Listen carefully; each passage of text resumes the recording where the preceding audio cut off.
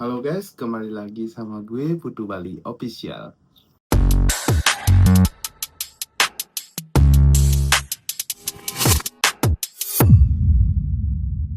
Jadi di video ini gue mau balas salah satu komentar di video gue ya. Jadi komentarnya, apakah harus bisa bahasa Inggris sebelum atau sesudah kerja di kapal pesiar?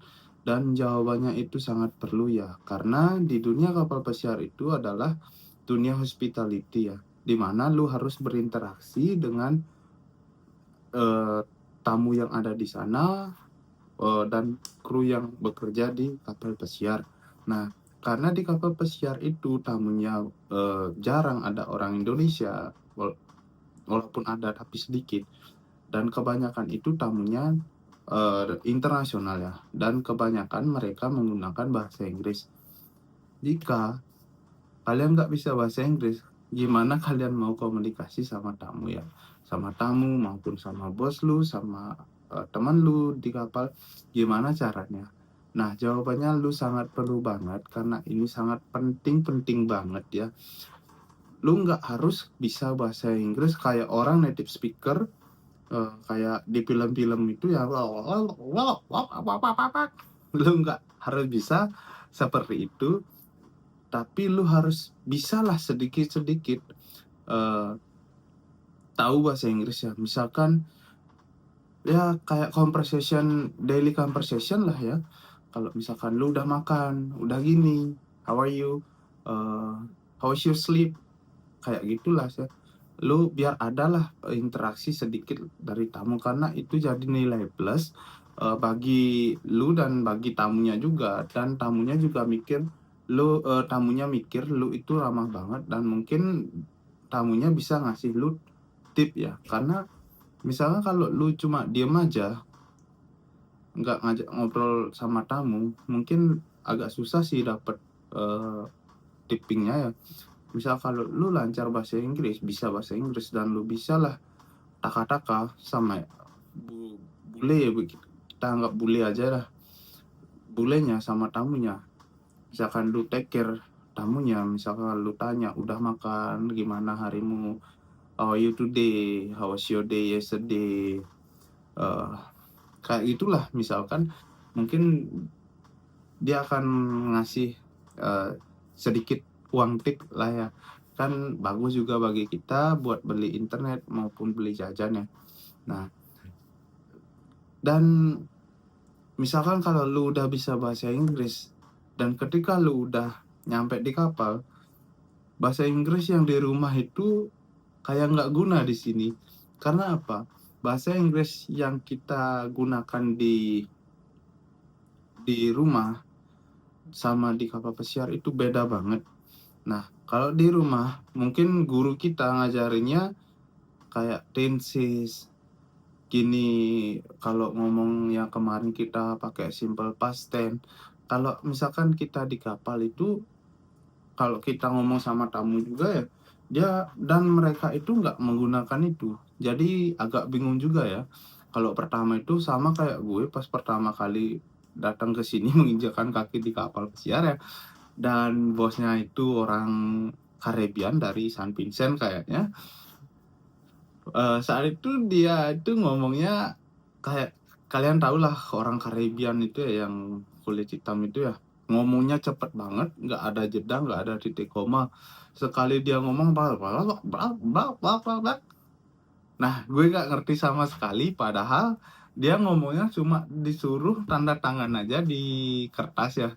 Nah, disitulah gue ketawa banget karena gue nggak ngerti sama sekali apa yang dia omongin, padahal dia cuma nyuruh tanda tangan di kertas itu aja ya, kertas kecil lah, pas kita baru join ke kapal.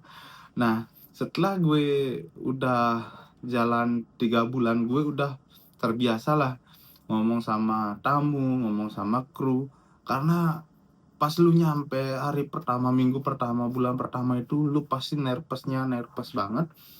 Misal kalau diajak ngomong sama bosnya, lu kayak orang bisu, bengong aja. Karena gue punya teman di sini namanya Alpon ya, dia baru new hire, baru datang 2 bulan yang lalu, dan pas datang itu pas ketemu sama gue, untungnya temen gue ini si Alfon ini bisa ngajak gue ajak kerja ya, gue jadiin partner ya. Karena dia katanya bisa bahasa Inggris, tapi pas bosnya nyuruh istirahat, dia malah kaku ya, nggak ngerti. Dan tahu nggak kalian, bos gue itu pakai bahasa isyarat ya. Disuruh makan kayak gini jam 8 istirahat, dan disuruh makan kayak gini baliknya jam 9 kayak gini. Dan gue itu ketawa banget karena lucu ya. Dan gue dulu juga pernah ngerasain gimana sih rasanya pas baru pertama kali datang itu, diajak ngomong nggak ngerti, apalagi sama orang India, sama orang Caribbean, itu lu pasti udah bingung banget. Disuruh ngambil, gue pernah punya pengalaman disuruh ngambil cushion cover itu ya. Cushion cover itu kayak apa ya namanya? Sarung sofa, sofa ya, cover sofa lah ya. Gue disuruh ngambil itu, tahu lu gue ambil apa? Dan gue cuma ngambilnya extension ya, tempat cushion sign itu. Karena gue itu pengalaman gila banget sih, karena gue taunya itu cushion, dan gue nggak taunya cushion cover ya. Cushion cover itu apa, dan cushion gue cuma taunya cushion. Dan gue cuma ngambil cushion stand nih, cushion stand yang buat nutup tempat itu loh, yang ada kuningnya, cushion close ya tuh. Gue itu ya, dan bos gue ketawa aja semuanya. Apa yang lu bawa ini lah bos, kan ini namanya cushion, kan lu nyuruhnya cushion, jadi gue bawain ini, bukan ini namanya cushion sign, yang gue suruh itu cushion cover.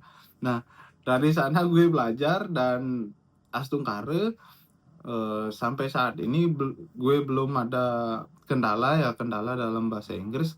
Kalau bahasa Inggris di kapal itu aneh-aneh ya.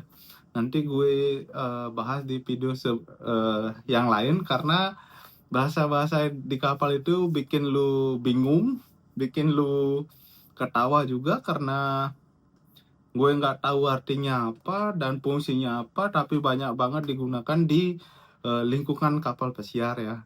Nah, buat yang subscriber gue yang nanya apa bahasa Inggris itu penting banget atau perlu banget buat kita kerja di kapal pesiar, dan jawabannya itu perlu banget ya.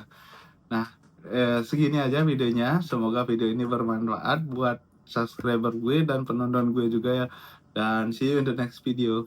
Bye bye.